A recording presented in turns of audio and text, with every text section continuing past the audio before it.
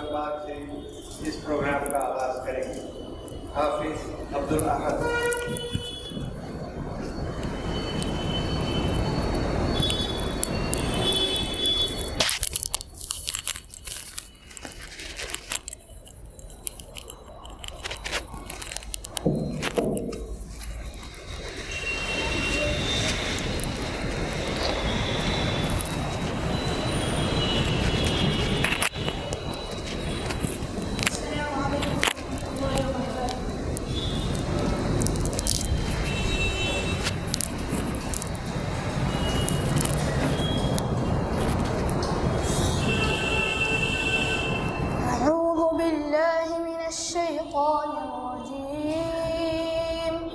بسم الله الرحمن الرحيم.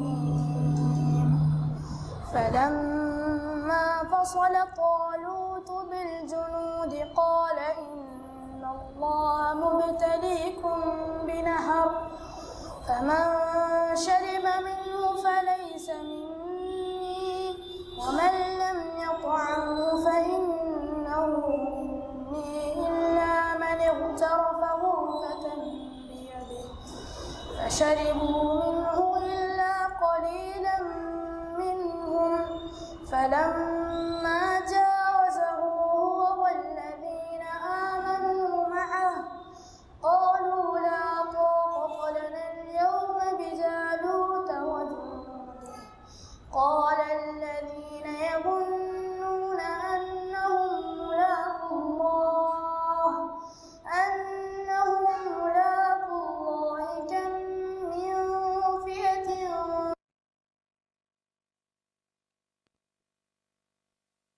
بإذن الله والله مع الصابرين. ولما برزوا لجالوت وجنوده قالوا ربنا افرغ علينا صبرا وثبت أقدامنا وانصرنا على القوم الكافرين. فهزموهم بإذن الله وقتل داود جالوت وآتاه الله الملك والحكمة وعلمه مما يشاء ولولا دفع الله الناس بعضهم ببعض لفسدت الأرض ولكن الله ذو فضل على العالمين.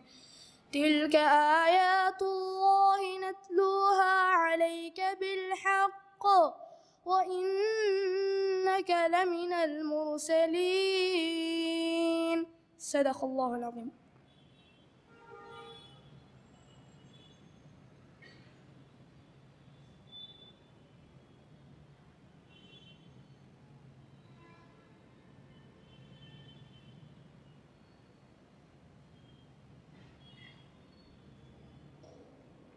جزاک اللہ۔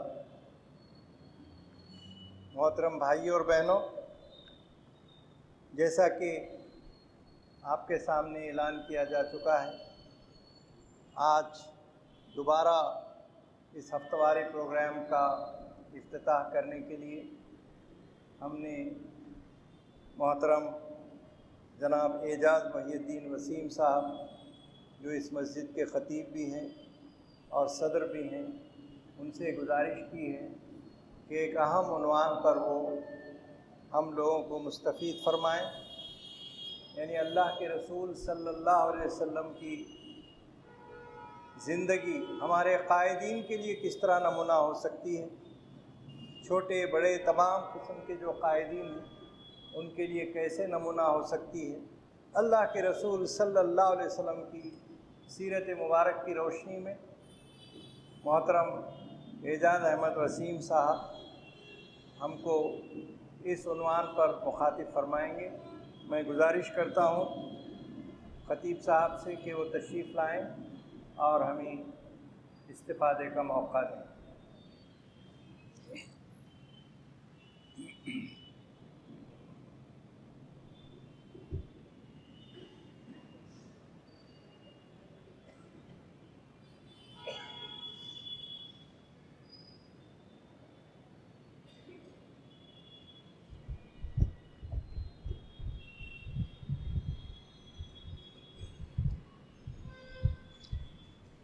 السلام علیکم ورحمۃ اللہ وبرکاتہ۔ الحمد للہ رب العالمین والصلاة والسلام علی رسولہ الامین وعلی آلہ واصحابہ اجمعین الی یوم الدین۔ محترم صابر بھائی صاحب، امیر مقامی جماعت اسلامی ہند نامپلی، سامعین کرام، بزرگوں، نوجوانوں اور میری ماں اور بہنوں، اللہ کا لاکھ لاکھ شکر ہے کہ بہت زمانے کے بعد پھر سے ہفتہ واری اقامت دین کا غلغلہ شروع ہوا۔ دنیا کے تمام کاموں میں سب سے بہترین کام اقامت دین کا کام، اس لیے کہ یہ کام اللہ کے نبی صلی اللہ علیہ وسلم نے کیا ہے، اور آپ نے یہ ذمہ داری امت کے حوالے کی کہ میرے بعد اس دین کی اقامت کا فریضہ تمہارے کندھوں پر ہے۔ وبا کی وجہ سے یہ کام رکا رہا، الحمدللہ پھر سے اس کی شروعات ہو رہی ہے۔ میں محترم امیر مقامی اور جماعت اسلامی نامپلی کی قیادت کو مبارکباد پیش کرتا ہوں۔ حضرت گرامی، آج کا عنوان ہے نبی کریم صلی اللہ علیہ وسلم کی سیرت کی روشنی میں اسلامی قیادت کیسی ہونی چاہیے، وہ آپ کے سامنے عرض کرنا ہے۔ سب سے پہلے یہ بات ذہن میں صاف ہونی چاہیے کہ قیادت کی ضرورت کیوں پیش آتی ہے۔ ہر جگہ قیادت کی ضرورت پیش نہیں آتی۔ قیادت کی ضرورت اسی وقت محسوس ہوتی ہے جب کچھ لوگ یا کوئی قوم اپنا ایک گول مقرر کر کے اس گول کو حاصل کرنے کے لیے کوشش کرتی ہے، اس وقت قیادت کی ضرورت پیش آتی ہے۔ کسی گروہ کا کوئی گول نہ ہو، کوئی مقصد نہ ہو، کسی قوم کا کوئی مقصد نہ ہو، اس کے لیے قیادت کی کوئی ضرورت نہیں ہے۔ جیسے اس وقت امت مسلمہ آج ہر آدمی امت مسلمہ کا اپنی ہی زندگی میں مدہوش ہے، اس کا کوئی گول نہیں ہے، اس کا کوئی مقصد اور نصب العین نہیں ہے ابھی، تو قیادت کی کیا ضرورت ہے؟ ہم انڈیویجولی انفرادی طور پہ زندگی گزار رہے ہیں، کمائی کر رہے ہیں، بچوں کی تعلیم کر رہے ہیں، اس کے لیے قیادت کی ضرورت نہیں ہے۔ بہترین شادی خانوں میں شادیاں کر رہے ہیں، قیادت کی کوئی ضرورت نہیں۔ قیادت کی ضرورت اسی وقت آتی ہے جب کوئی گول آ جاتا ہے سامنے۔ جیسے یہاں کی ہندوستان کی اکثریت کے ایک گروہ نے اپنا ایک گول بنایا کہ ہم ہندوازم سے دور ہو گئے ہیں اور ہندوازم کو ہندوستان میں غالب کرنا ہے۔ اب پھر وہاں پہ قیادت کی ضرورت پڑی، وہ قیادت بنی، قیادت لیڈ کی، اور آج ہم ہندوستان میں وہ سب کچھ دیکھ رہے ہیں وہ جو قیادت کرنا چاہتی ہے۔ امت مسلمہ کا سانحہ یہ ہے کہ یہ اپنی راہ کو کھوئی ہوئی ہے، قیادت کے تصور، جبکہ اللہ تعالیٰ نے اس کو سارے انسانوں کی قیادت کے لیے منتخب کیا تھا کہ تم دنیا میں کھانے پینے اور زندگی گزارنے کے لیے نہیں بلکہ you are the leaders of the world, ساری دنیا کے تم لیڈر ہو، ساری دنیا کے لیے خیر امت ہو، ساری دنیا کے لیے قائد ہو۔ لیکن وہ تصور تاریخ کے بھول بھلائیوں میں کہیں کھو گیا. آج ہم ایسی زندگی گزار رہے ہیں کہ دنیا میں ہماری کوئی وقت نہیں. جس قوم کی کوئی قیادت نہیں ہوتی اس کا کوئی وزن نہیں ہوتا. جس قوم کی قیادت ہوتی ہے اس کا وزن ہوتا ہے. دنیا میں لاکھوں لوگ جیتے ہیں، لیکن جہاں بھی آپ کچھ گروہ کی قیادت دیکھیں گے اسی گروہ کو دنیا میں عزت ملتی ہے. جس گروہ کی قیادت نہیں ہے اس کو کوئی عزت نہیں ملتی.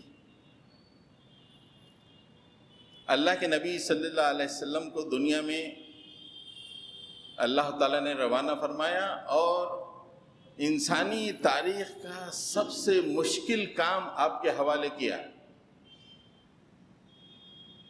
دنیا نے جتنے کام دیکھے، جتنے کارنامے دیکھے، سب سے مشکل ترین کام جو اللہ نے حوالے کیا اللہ کے نبی کے، وہ غلغل اسلام، اسلام کا غلبہ، اسلام کو سربلند کرو. هو الذی ارسل رسولہ بالہدی ودین الحق لیظہرہ علی الدین کلہ. تمام ادیان باطلہ پر دین اسلام کو غالب کرو. یہ اللہ کے نبی کو گول نسبلین دے کر اللہ تعالیٰ نے روانہ فرمایا. اب یہ دنیا کا مشکل ترین کام ہے. یہ کوئی تجارت کرنا نہیں ہے، کوئی کارپوریٹ ہاؤس جمانا نہیں ہے، کوئی سیاسی جماعت نہیں ہے، بلکہ پوری انسانیت کے فلاح کا سب سے مشکل کام تھا. اور اس کے لیے، اس مشکل ترین کام کے لیے جو قیادت کی جو خوبیاں ہو سکتی وہ بدرجہ اتم اللہ تعالیٰ نے نبی کریم صلی اللہ علیہ وسلم کا عطا فرمایا. ہم شروعات میں کچھ قرآن سے، پھر بعد کی تقریر کے بعد کے حصے میں سیرت سے اللہ کے نبی صلی اللہ علیہ وسلم کی قیادت کے بارے میں آپ کو بیان فرمائیں گے.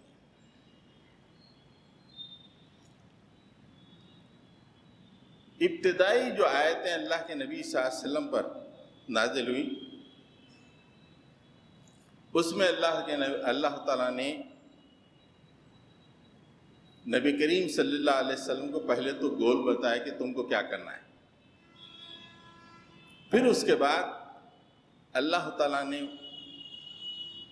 رسول اللہ صلی اللہ علیہ وسلم کو یہ بتایا کہ تمہارے اندر یہ خوبیاں ہونی چاہیے. ابتدائی آیتوں میں سورہ مدثر نازل ہوا.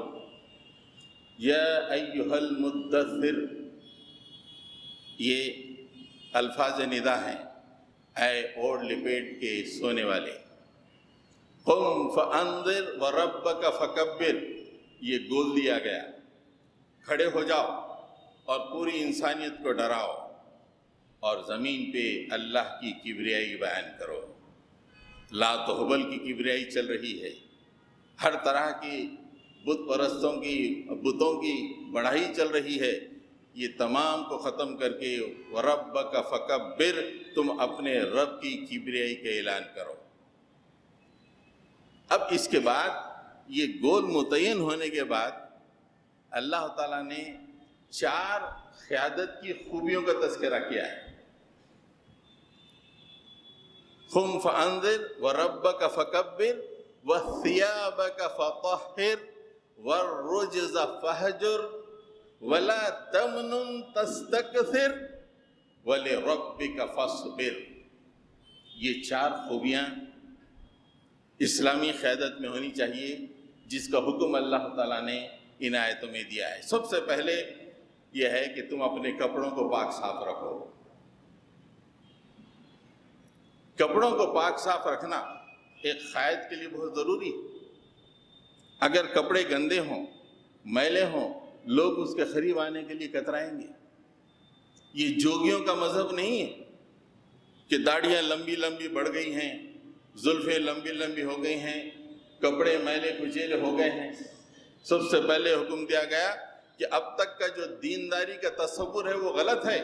اب یہ دینداری کا یہ تصور ہے کہ اس کے قائد کے اندر وَثِيَابَكَ فَطَهِّرْ، اچھے کپڑے، پاک صاف کپڑے تم کو پہننے چاہیے. دیکھنے والوں کے لیے ان کپڑوں میں اٹریکشن ہو. آج کے دور میں یہ ضروری نہیں ہے کہ کوئی ڈیزائنر ویئر پہنا جائے، یہ ضروری نہیں ہے کہ بہت اعلیٰ قسم کے کپڑے، لیکن جو بھی کپڑے ہوں اس کو اچھے دھلا کر پہننا چاہیے تاکہ لوگوں کو قریب آنے میں گندگی محسوس نہ ہو. یہ سب سے پہلے قیادت کی خوبی ہے. اسلام ایمان کے بارے میں اللہ کے نبی نے فرمایا کہ پاکی آدھا ایمان ہے، پاکی کی بڑی اہمیت دی گئی. تو آپ آج دیکھیں گے کہ بڑے بڑے انٹرویو جو چلتے ہیں اس میں سب سے پہلے کس طرح کے کپڑے پہنے ہیں اس کے بھی مارکس دیے جاتے ہیں. اگر کوئی آدمی ایسے ہی آئیں بائیں شائیں کپڑے پہن کے گیا تو وہ مارکس اس کو نہیں ملتا انٹرویو میں. جبکہ اللہ تعالیٰ نے سب سے پہلے جو خوبی اسلامی قیادت کی بیان کی ہے وَثِيَابَكَ فَطَهِّرْ، تمہارے کپڑے پاک صاف ہونے چاہیے. وَالرُّجْزَ فَاهْجُرْ، گندگی سے دور رہو. گندگی کا مطلب ایک تو حقیقی گندگی ہے اور دوسری معنوی پراوربیل گندگی، محاورتی گندگی. حقیقی گندگی یہ ہے کہ پسینے کی بو آ جائے، کچھ گندگی جسم کو لگی رہے، کپڑوں کو گندگی لگی رہے، اس سے بھی تم کو دور رہنا چاہیے. معنوی گندگی یہ ہے کہ جو چیزیں انسان معروف انسان، ایک شریف انسان اسے ناپسند کرتا ہے، اس سے تم کو دور رہنا چاہیے. مثال کے طور پر ایک اسلامی قیادت ہے، اس کے پاس آپ جائیں اور وہ بات چیت کرتے ہوئے کرکٹ کی گفتگو شروع کر دے، T20 کے چھکوں کی باتیں کرنے لگے تو اس کی ویلیو خود بخود ختم ہو جائے.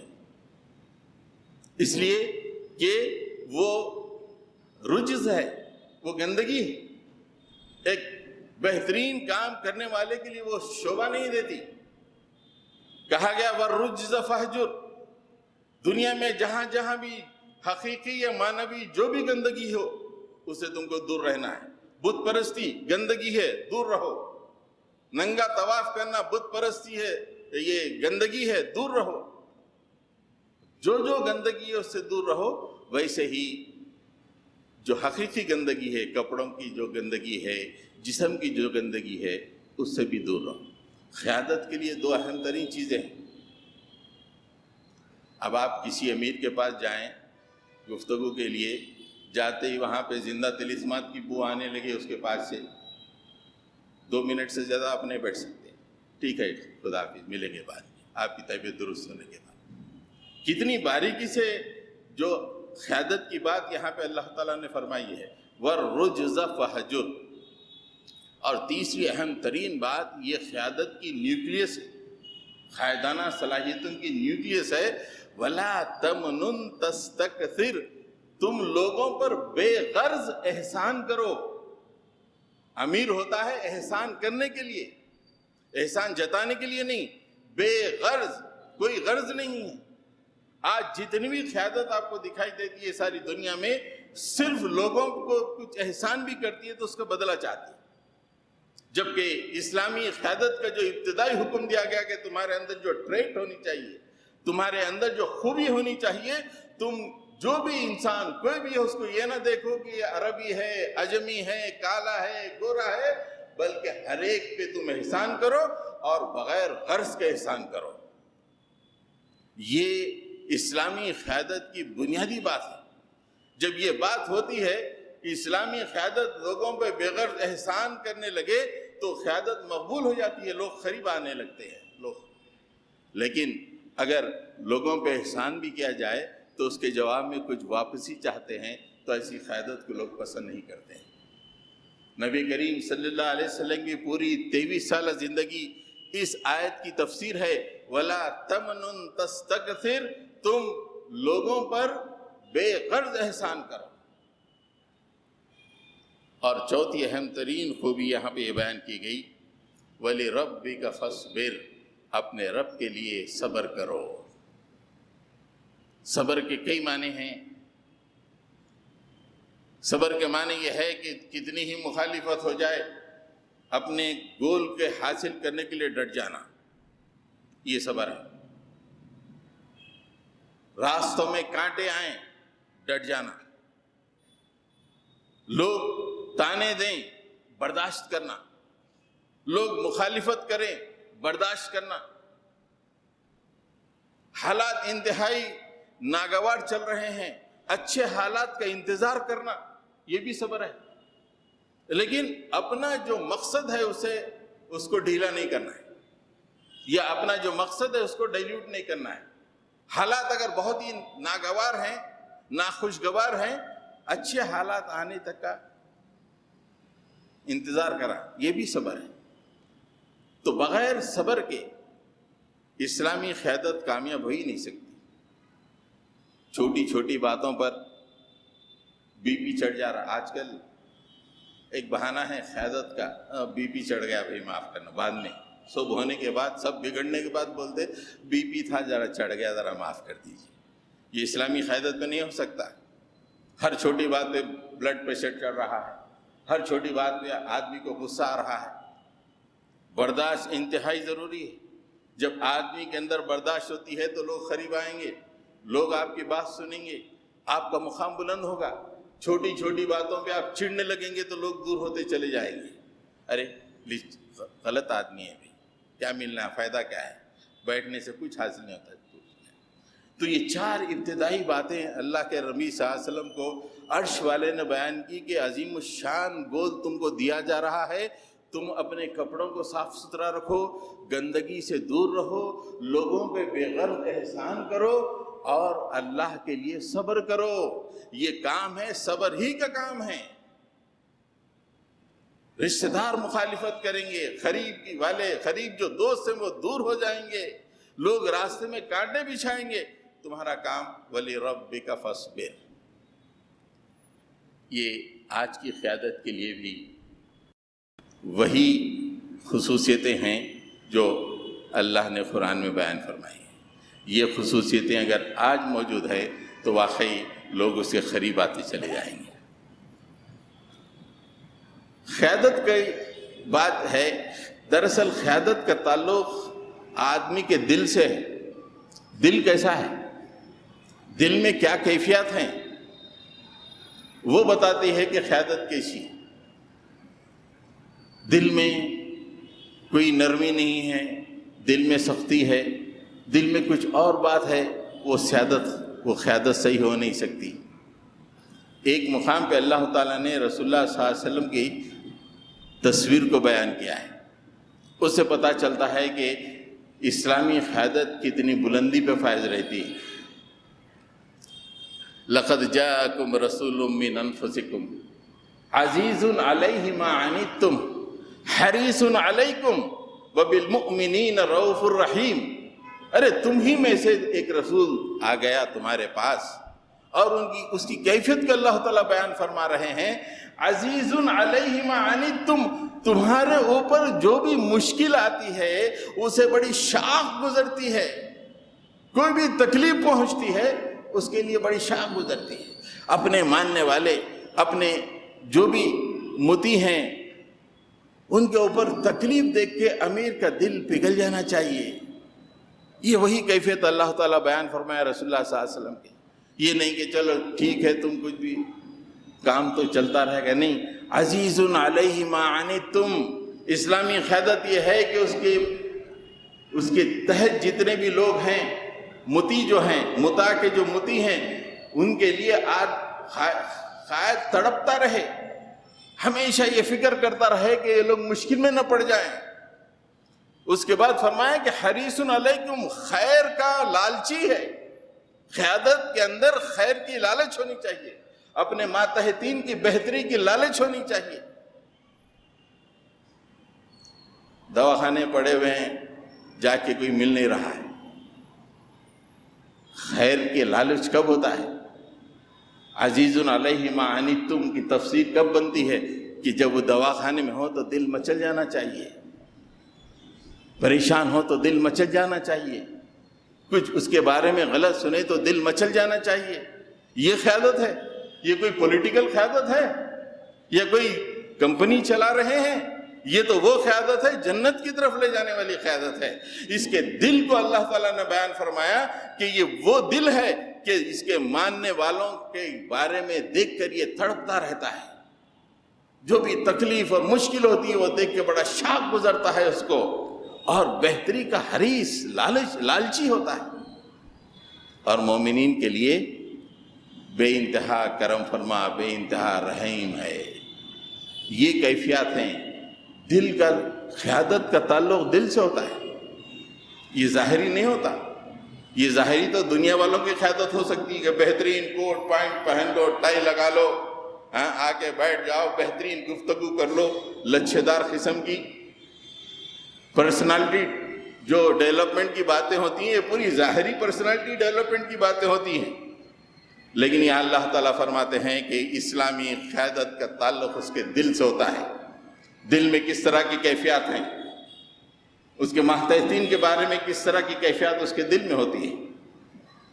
ایک اور موقع پہ اللہ کے نبی صلی اللہ علیہ وسلم کی قائدانہ بات پر یا قائدانہ صفت پر اللہ تعالیٰ نے روشنی ڈالی ہے۔ فَبِمَا رَحْمَةٍ مِّنَ اللَّهِ لِنْتَ لَهُمْ وَلَوْ كُنْتَ فَظًّا غَلِيظَ الْقَلْبِ لَانْفَضُّوا مِنْ حَوْلِكَ۔ اللہ کا بڑا کرم ہے کہ تم بڑے نرم دل واقع ہوئے ہو، بڑے نرم دل واقع ہوئے۔ اگر کہیں تم سخت دل واقع ہوتے تو لوگ تم سے دور چلے جاتے۔ یہ قیادت ہے۔ قیادت نرم دل ہونا چاہیے، لوگ کھینچ کے چلے آئے اس کے قریب، کچھ بھی ناگوار ہو لیکن دل نرم ہے، دل نرم ہے، اور اس نرم دل کی وجہ سے لوگ کھینچتے چلے آ رہے ہیں۔ اللہ تعالیٰ فرمانے کہ اے نبی، ہماری رحمت ہے کہ تم نرم دل واقع ہوئے ہو، اگر تم سخت دل ہوتے تو یہ جو صحابہ ہیں تمہارے قریب ہے تم سے دور ہو جاتے، چلے جاتے۔ آج ہم دیکھتے ہیں کہ کتنے لوگ جماعتیں پارٹیاں چھوڑ کے چلے جاتے، ان سے پوچھے کیوں؟ قیادت کے بارے میں شکایتیں رہتی ہوں، پولیٹیکل پارٹی ہو، دوسری پارٹی ہو، جو بھی ہے، اس لیے کہ ان کے اندر وہ باتیں نہیں ہیں۔ یہ عظیم الشان کام ہے، یہ کام اللہ کی طرف سے ودیت کیا گیا ہے، اور اس کی خصوصیات ہی الگ ہوتی ہیں۔ تو حضرات گرامی، یہ تین باتیں، اس لیے کہ یہ جو عنوان ہے یہ تو اگر آپ کسی یونیورسٹی میں پڑھائیں تو 1 سیمسٹر یا 2 سیمسٹر کا عنوان ہے، اور اگر اس پہ ریسرچ کیا جائے تو کئی لوگوں کو PhD مل جاتی ہے۔ اس لیے میں جلدی، بہت مختصر وقت ہوتا ہے، اس مختصر وقت میں قرآن مجید سے یہ 3 باتیں میں نے آپ کے سامنے رکھی۔ سورہ مدثر سے یہ آیتیں، اور پھر دوسری جگہ سے آیتیں آپ کے سامنے رکھیں کہ اسلامی قیادت کس طرح ہونی چاہیے، قرآن مجید یہ ہمارے سامنے پیش کرتا ہے۔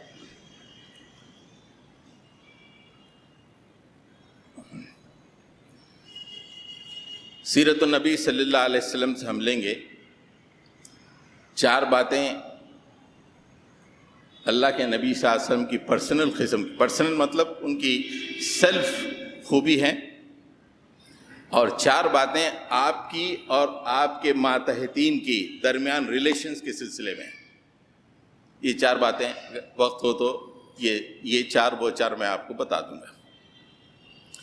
یہ پوری قیادت کے لیے بہت ضروری ہے، اور یہ باتیں نہیں ہیں اس لیے مسلمانوں میں قیادت ہی پیدا نہیں ہو رہی۔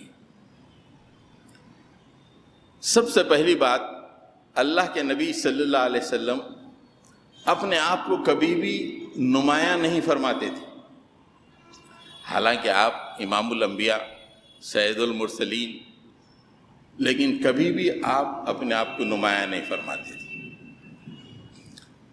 محفل میں، مسجد نبوی کی محفل میں صحابہ کرام کے ساتھ آپ صلی اللہ علیہ وسلم بیٹھے رہتے تھے۔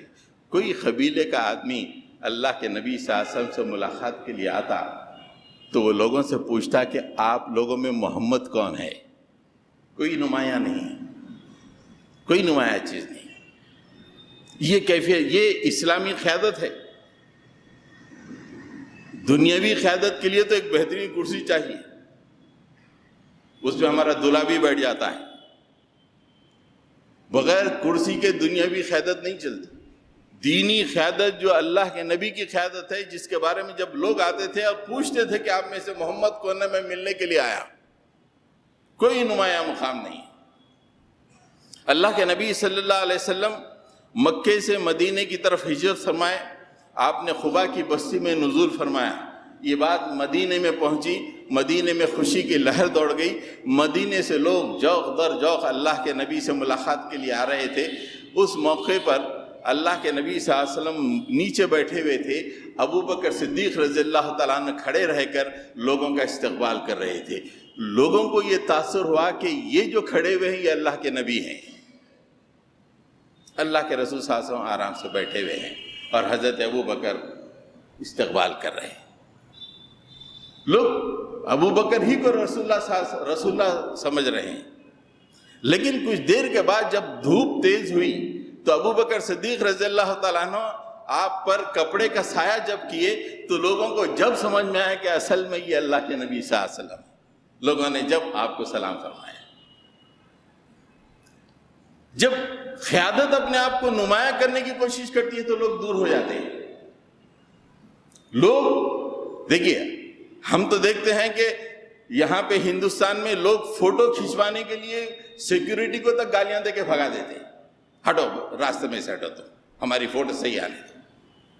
نمایاں کرنا، اسلامی قیادت میں نمایاں کرنے کی کوئی بات نہیں. اللہ کے نبی صلی اللہ علیہ وسلم یہ سبق دیتے ہیں کہ قیادت کے لیے کہ تم اپنے آپ کو نمایاں مت کرو، سب میں تم ایک ہو.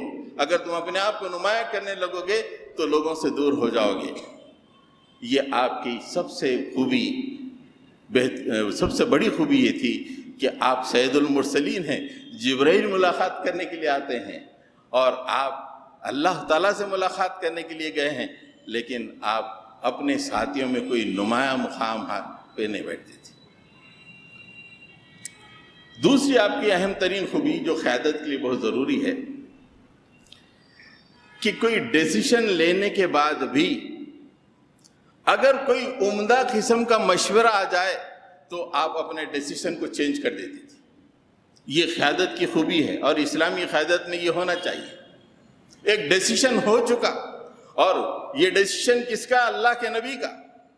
اس کے باوجود بھی ایک اور ڈیسیشن آیا اور وہ ڈیسیشن اللہ کے نبی کو لگا کہ میرے ڈیسیشن سے بہتر ہے، اس لیے آپ نے اپنے ڈیسیشن کو واپس لے کے اس ڈیسیشن پہ عمل کیا.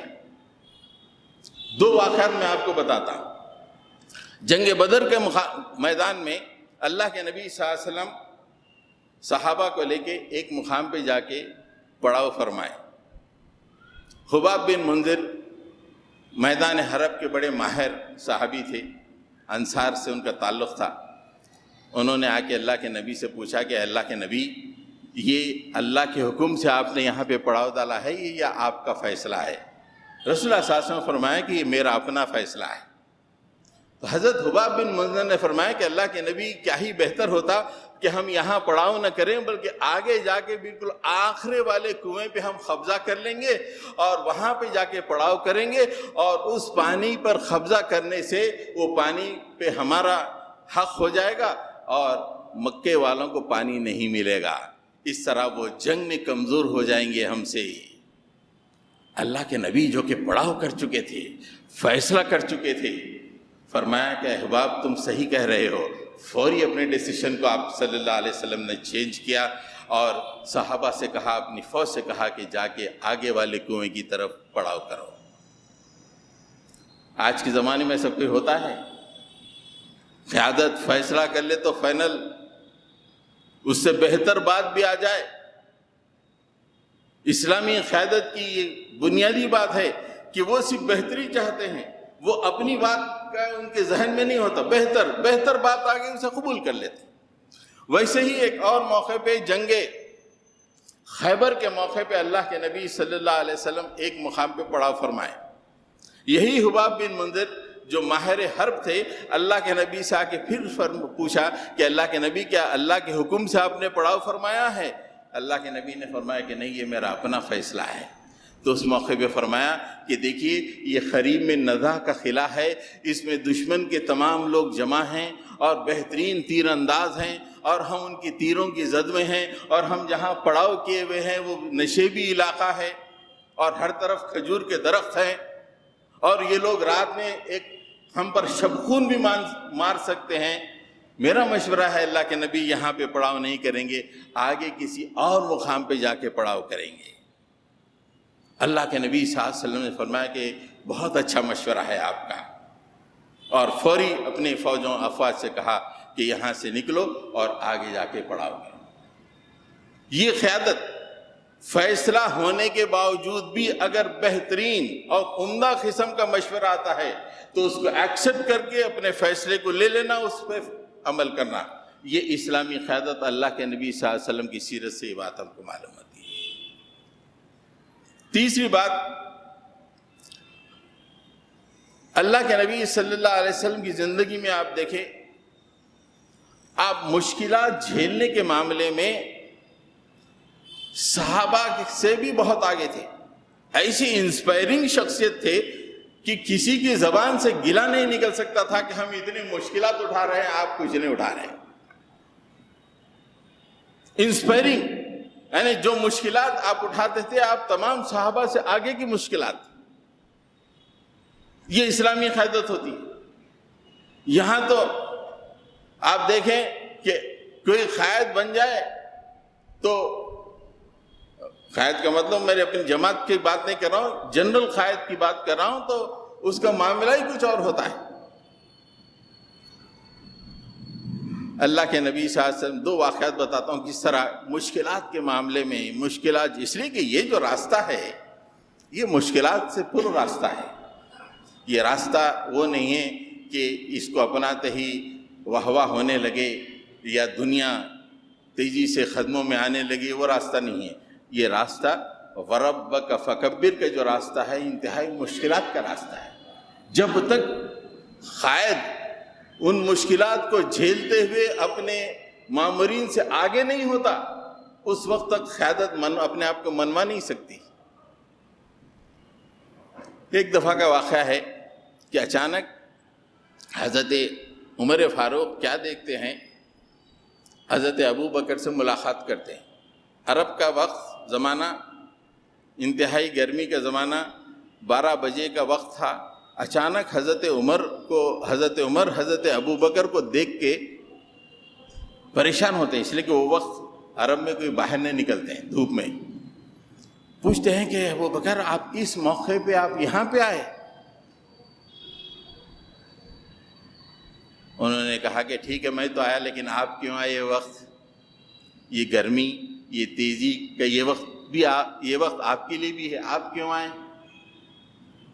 بولے کہ 2 دن سے کھانا نہیں کھا سکا، گھر میں کھانے کے لیے نہیں ہے، بھوک نے مجھے بے انتہا بے چین کر دیا اور میں برداشت نہیں کر سکا، اس لیے میں باہر آ گیا۔ یہ باتیں ہمارے پلاٹروں کی دعوتیں اڑانے والوں کے ذہن میں نہیں آتی ہیں۔ 2 دن سے کھانا نہیں ملا، بھوک سے بے چین ہو کر حضرت عمر فاروق باہر سے آ گئے۔ حضرت ابو بکر نے کہا کہ میرا بھی یہی حال ہے کہ 2 دن سے کھانا نہیں ہے، اس لیے میں بھی بے چین ہو کے باہر آ گیا۔ دونوں نے فیصلہ کیا کہ چلیں رسول اللہ کے پاس جائیں گے، کچھ مل جائے گا کھانے کے لیے۔ دونوں مل کے اللہ کے رسول کے پاس گئے تو اللہ کے رسول حیرت زدہ رہ گئے کہ یہ وقت ابو بکر عمر کیوں تو آئے تم؟ تو دونوں نے ایک آواز ہو کے کہا کہ اللہ کے نبی 2 دن سے ہم کھانا نہیں کھائے ہیں، بھوک نے بے چین کر دیا، ہم اس لیے باہر نکل گئے ہیں۔ اس موقع پہ اللہ کے نبی نے کہا میرا بھی حال یہی ہے، میرا بھی حال یہی ہے، چلو ہم تینوں نکلیں، ابو ایوب انصاری کے پاس جائیں گے۔ تو تینوں ابو ایوب انصاری کے باغ میں گئے۔ ابو ایوب انصاری رضی اللہ تعالیٰ عنہ نے ان کا اکرام کیا، بکرا کاٹا، بکرے کو دم دیا، روٹی ڈالی، پھر تینوں نے پیٹ بھر کھانا کھایا۔ رسول اللہ کے پاس جب یہ 2 پہنچے تو آپ بھی ان سے زیادہ بھوکے تھے، مشکلات میں سب سے آگے اپنے مامورین۔ اچھا یہ دو کون ہیں؟ یہ دو اللہ کے نبی صلی اللہ علیہ وسلم فرماتے ہیں کہ زمین پہ یہ میرے مشیر ہیں، خاص مشیر۔ وہ واقعہ تو بڑا مشہور ہے، آپ لوگ بار بار سنتے رہتے ہیں کہ جنگ خندق کے موقع پر صحابہ کرام بڑی مشکل میں تھے، بھوک و پیاس کا زمانہ تھا، کھانے کو کچھ نہیں تھا۔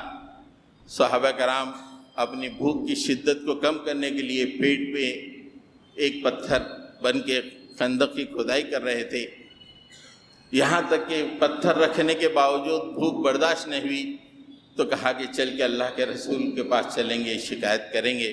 صحابہ کرام اللہ کے رسول کے پاس گئے اور کہا کہ اللہ کے نبی، بھوک سے یہ عالم ہے کہ ہم ایک پتھر پیٹ پہ باندھے ہوئے ہیں۔ اللہ کے نبی نے زبان سے ایک لفظ نہیں کہا، کپڑے کو اپنے پیٹ سے ہٹا دیا۔ صحابہ نے دیکھا کہ وہاں پہ 2 پتھر باندھے ہوئے ہیں۔ کس کو کیا شکایت ہو سکتی ہے؟ آج کل مامورین کی مشکلات الگ، عمرہ کی باتیں الگ۔ اسلامی قیادت مشکلات میں بھی اپنے مامورین سے آگے، سب سے آگے۔ یہ ہے اسلامی قیادت۔ اس لیے آج 1400 سال گزر گئے، ساری دنیا میں مسلمان کروڑوں کی تعداد میں پھیلے ہوئے ہیں، اس لیے کہ اس کی ابتدا میں ایسی قیادت تھی۔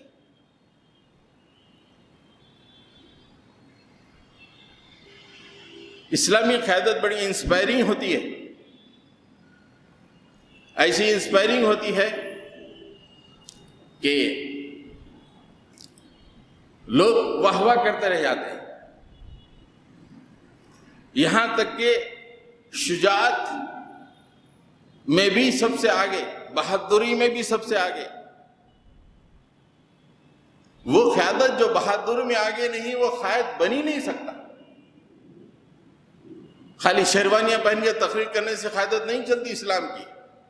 اسلام کی قیادت میں بہادری ضروری ہے، شجاعت ضروری ہے، اور اللہ کے نبی صلی اللہ علیہ وسلم کی شجاعت تمام صحابہ کی شجاعت سے آگے۔ Inspiring personality.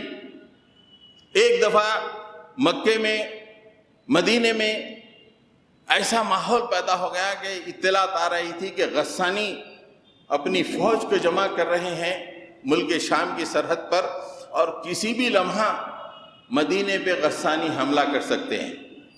ایک خوف پیدا ہو گیا، راتوں میں صحابہ جاگتے تھے کہیں کوئی حملہ نہ ہو جائے۔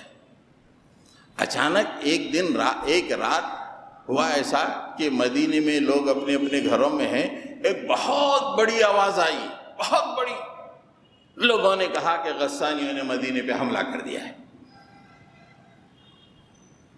لوگ باہر نکلے اور یہ سوچ ہی رہے تھے کہ آواز کدھر سے آئی، جا کے معلومات کیسے کرنا۔ دور سے ایک گھوڑا آتا ہوا لوگوں نے دیکھا، اندھیرا تھا۔ جب قریب آئے تو وہ رسول اللہ صلی اللہ علیہ وسلم تھے۔ کہا کہ کوئی خاص بات نہیں، ایک تجارتی قافلہ آیا ہے، اس کا سامان گرنے کی وجہ سے آواز پیدا ہو گئی ہے، تم لوگ گھر میں جا کے آرام سے سو جاؤ۔ یہ ہوتی ہے قیادت۔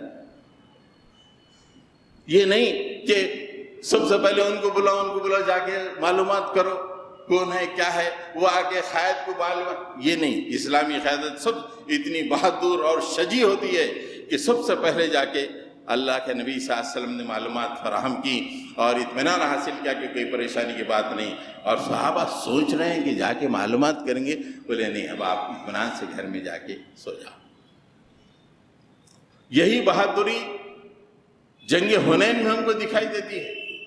جنگ حنین میں اللہ کے نبی صلی اللہ علیہ وسلم فتح مکہ کے بعد آپ نے اپنا رخ حوازن کی طرف کیا۔ حوازن کا قبیلہ انتہائی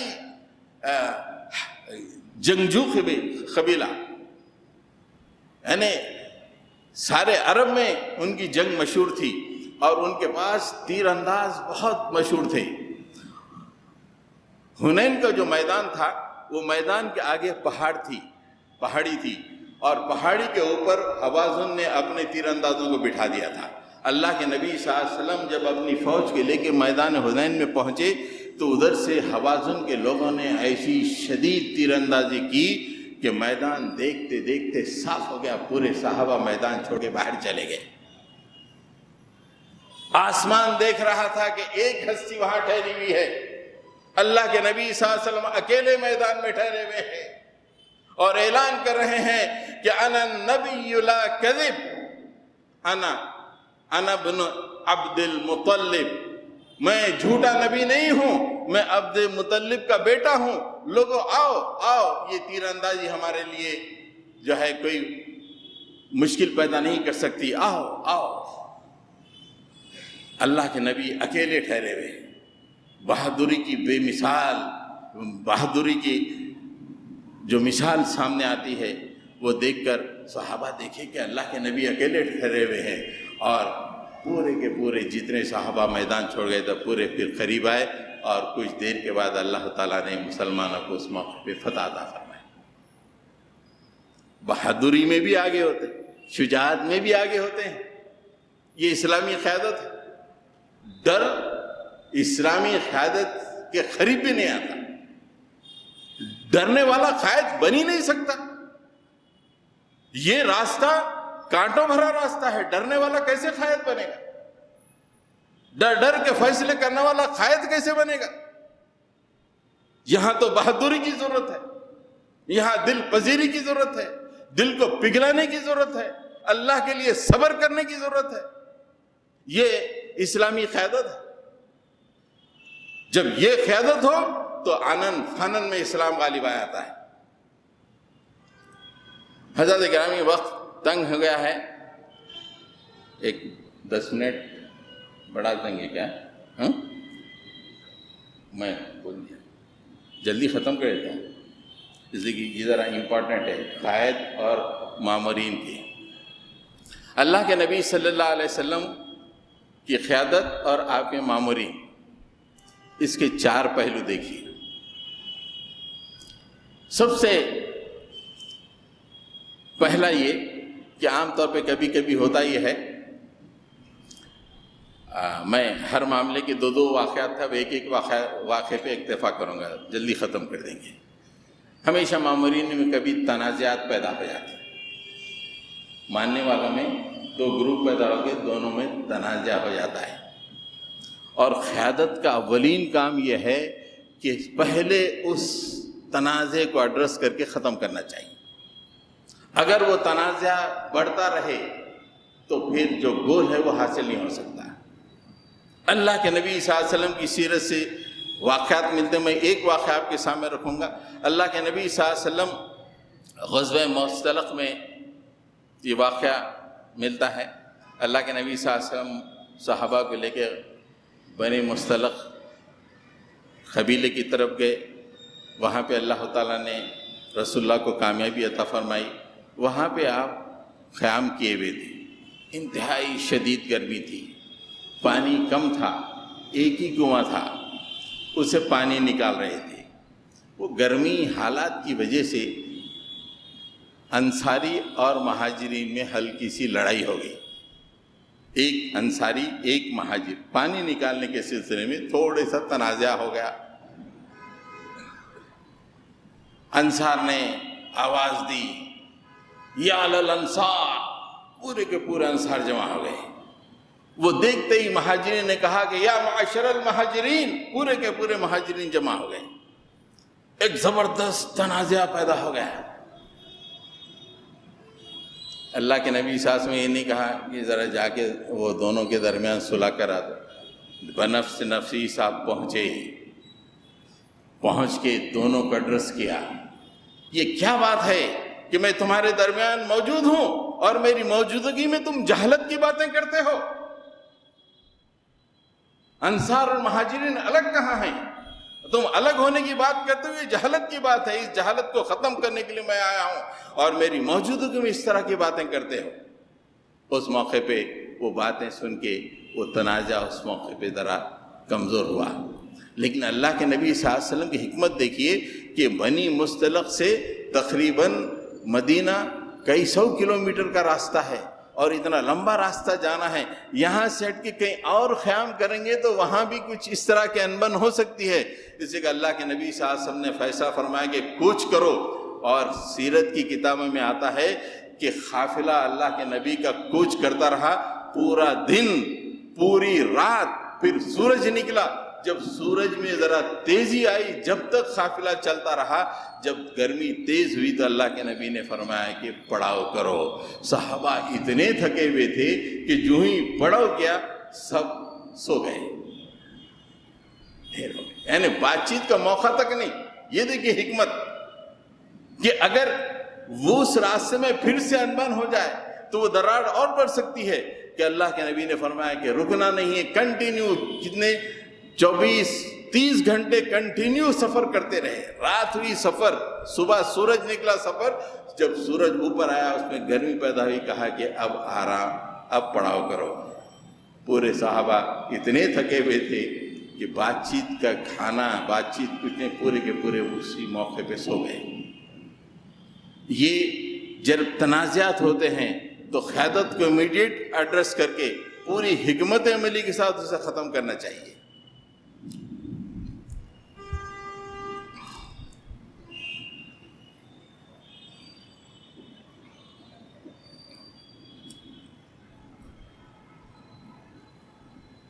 اب کبھی کبھی ہوتا یہ ہے کہ مامورین کے اندر کچھ غلطیاں ہو جاتی ہیں، تو غلط کام کرنے والوں سے کس طرح ڈیل کرنا چاہیے، یہ قیادت کے لیے انتہائی ضروری ہے. اللہ تعالیٰ نے خاص طور سے نبی کریم صلی اللہ علیہ وسلم کو ڈیل کرنے کا طریقہ بتایا. ایک موقع پہ کچھ صحابہ کرام سے کچھ غلطیاں ہو گئی تھیں. وَآخَرُونَ اعْتَرَفُوا بِذُنُوبِهِمْ خَلَطُوا عَمَلًا صَالِحًا وَآخَرَ سَيِّئًا. اس کا تذکرہ ہے کہ ان میں سے کچھ لوگوں سے کچھ غلطیاں ہو گئی تھیں، کچھ اچھائیاں بھی تھیں، برائیاں بھی تھیں. اس کے بعد اللہ تعالیٰ نے فرمایا کہ کس طرح اس موقع پہ اسلامی قیادت کو کام انجام دینا چاہیے. اللہ نے فرمایا خذ من صدقۃ، خذ من اموالہم صدقۃ تطہرہم وتزکیہم بہا وصلی علیہم ان صلاتک سکن لہم. تم ان سے اموال لے کر ان کو پاک کرو، ان پہ گناہ کا بوجھ آ گیا ہے، آپ قائد ہو، برداشت نہیں کرنا، اپنے مامورین کے گناہ کو بھی برداشت نہیں کرنا، ان کو سمجھاؤ اور ان سے اموال لے کے ان کی تطہیر کرو، انہیں پاک صاف کرو اور ان کا تزکیہ کرو. انہیں بتاؤ کہ یہ کام نہیں کرنا چاہیے، یہ بہتر انداز ہے، یہ کام کرنا چاہیے، اس طرح کی بات ہو. اور کہا کہ ان کے لیے تم دعا کرو. اے نبی، یہ لوگ جو جن سے گناہ سرزد ہو گیا ہے وصلی علیہم، ان کے لیے آپ دعا کیجئے، اس لیے کہ آپ کی دعا ان کے دل کے لیے باعث سکون ہوتا ہے. ایک امیر اپنے مامورین کے لیے دعا کریں، اس کے مامورین سے پوچھے کہ اس کو کتنا سکون ہوتا ہے کہ میرا امیر میرے لیے دعا کر رہا ہے. ایک ہمارے بزرگ تھے، روتے ہوئے انہوں نے ہم سے بتایا تھا کہ آندھرا پردیش کے امیر حلقہ تھے عبدالرزاق لطیفی صاحب. نظام آباد میں فسادات ہوئے تھے تو ان کو وہاں پہ بھیجے. دیکھ حالات یہاں پہ عبدالرزاق لطیفی صاحب گورنمنٹ وغیرہ سے ڈیل کر رہے تھے، ان کو وہاں بھیجے. اور وہ بتا رہے تھے کہ یہاں ڈیل کرنا تو الگ، میرا امیر میرے لیے راتوں میں اٹھ کے دعا کرتا تھا. یہ میرے لیے بڑا سکون کا باعث تھا کہ میرا امیر میرے لیے دعا کر رہا ہے. تو امیر کا اپنے مامورین کے لیے دعا کرنا اور ان کے گناہ ہونے پر اس کو پاک صاف کرنا اور اس کا تزکیہ کرنا، اس کی برائی کو چھپانا، لوگوں میں پیش نہیں کرنا، اسے چھپانا، اس کی تطہیر کرنا، تزکیہ کرنا، اس کے لیے دعا کرنا، یہ اسلامی قیادت کو اللہ نے خود حکم دیا ہے کہ تم ویسا کرنا چاہیے۔ حضرت گرامی، کبھی ایسا ہوتا ہے کہ ایک پالیسی ہوتی ہے، کبھی کبھی کوئی نیچے والی قیادت کی ہیرارکی ہوتی ہے، اوپر والی قیادت، نیچے والی قیادت۔ نیچے والی قیادت ایسا کام کر دے جو پالیسی کے خلاف ہے، اس کے لیے بھی اللہ کے نبی صلی اللہ علیہ وسلم کی زندگی سے ہم کو روشنی ملتی ہے۔ فتح مکہ کے موقع پر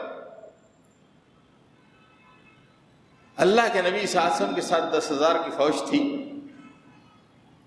ابو سفیان اللہ کے نبی صلی اللہ علیہ وسلم سے آ کے ملاقات کیا، معافی مانگی، ایک روایت میں آتا ہے کہ اسلام بھی قبول کیا۔ اللہ کے نبی نے حضرت عثمان غنی سے کہا کہ ان کو اس ٹیلے پہ کھڑے کر دو جبکہ ہماری فوجیں یہاں سے گزریں گی۔ تو ابو سفیان ٹیلے پہ کھڑا رہا حضرت عثمان کے ساتھ۔ اللہ کے نبی صلی اللہ علیہ وسلم نے فوجوں کو کوچ دینے کا حکم دیا۔ انصار کی پرچم، انصار کی کمان، انصار کا پرچم حضرت سعد بن عبادہ کے ہاتھ میں تھا۔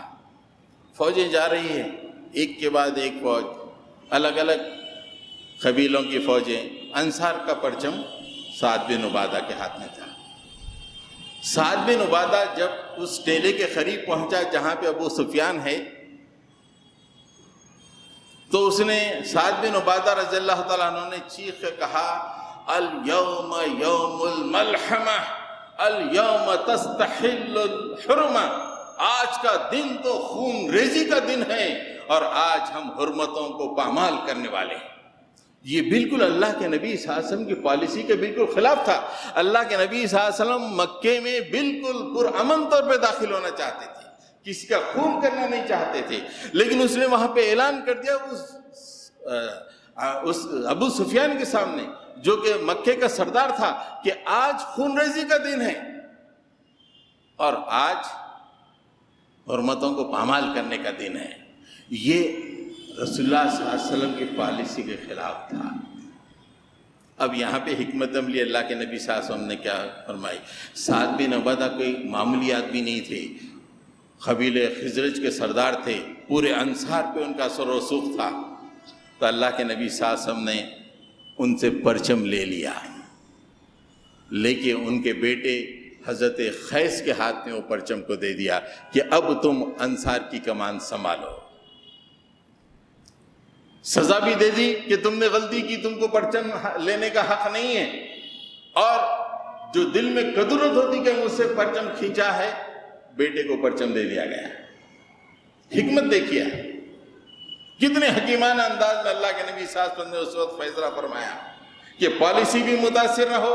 یہ ڈر پیدا ہو گیا تھا کہ کہیں واقعی اگر ان کے ہاتھ میں پرچم ہو تو وہ مکے میں کہیں خون ریزی نہ کر دیں۔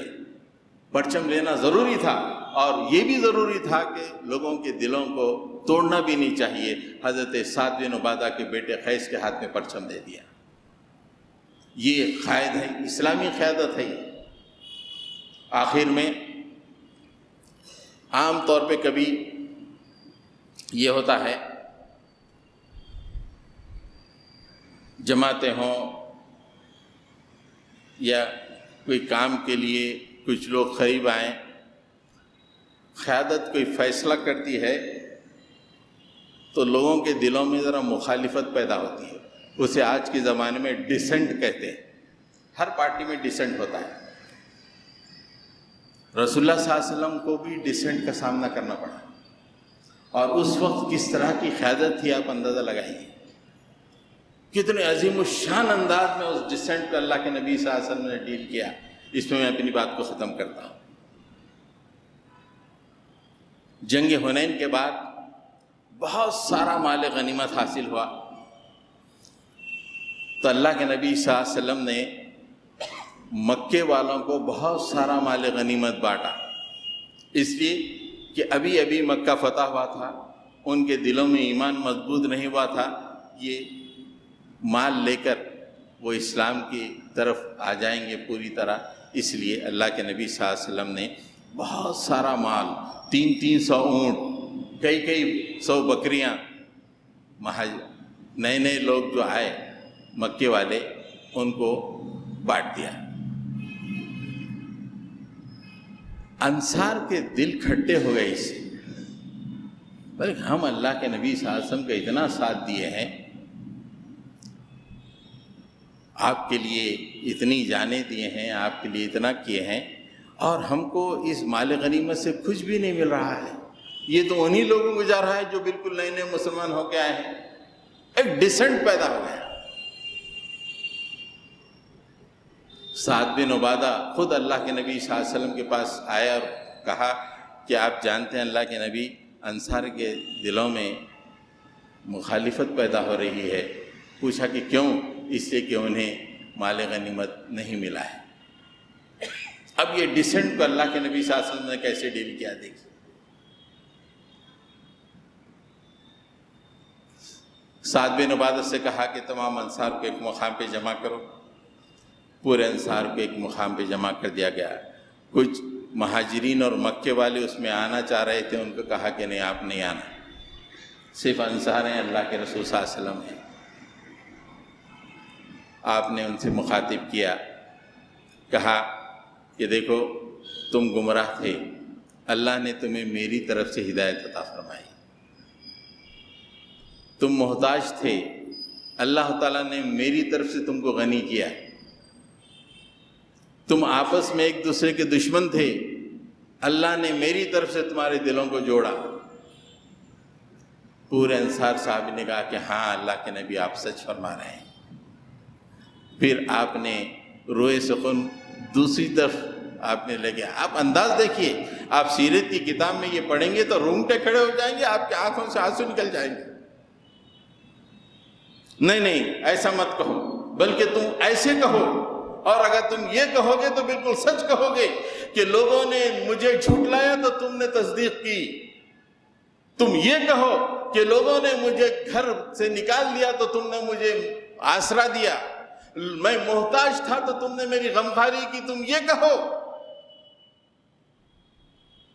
انصار صحابہ رونے لگے کہ نہیں، یہ نہیں، تم یہ کہو. پھر آپ نے روئے سخن بدلا اور کہا کہ اے انصار، میں گھاس کے چند ٹکڑوں کو لوگوں کے لیے دیا تاکہ ان کا ایمان مضبوط ہو، اور تم اس گھاس کے ٹکڑوں کے پیچھے چلے گئے. کہ یہ تم کو بات پسند نہیں ہے کہ یہ لوگ اونٹ، بکری اور تمام مال غنیمت لے جائیں، اور تم محمد کو اپنے ساتھ اپنے گھر کو لے کے جاؤ، یا تمہیں پسند نہیں ہے؟ صحابہ کرام انصار زار و خطار رونے لگے. ہاں، ہم کو یہ پسند ہے کہ ہم اللہ کے رسول کو اپنے گھر لے جائیں گے. اس موقع پہ پھر اللہ کے نبی نے دعا فرمائی. اے اللہ کے نبی نے فرمایا کہ اگر میں مہاجر نہ ہوتا تو میرا بھی شمار انصار میں ہوتا.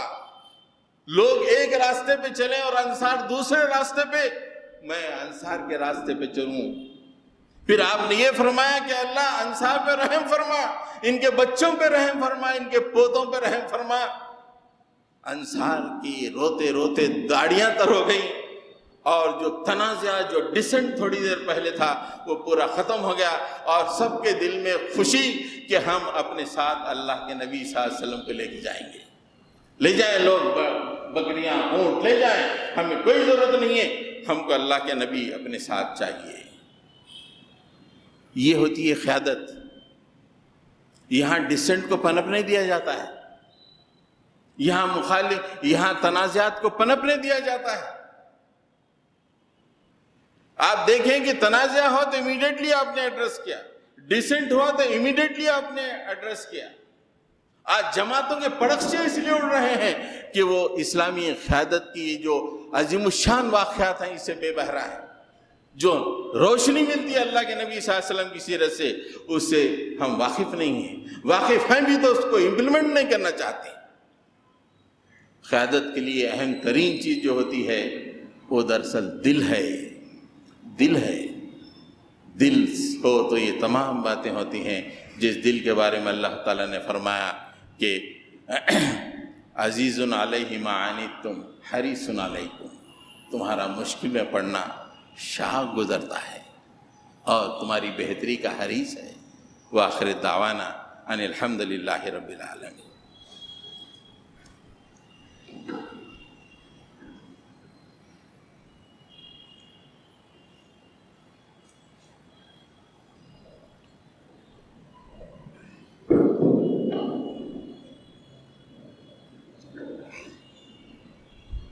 جزاک اللہ خیرہ۔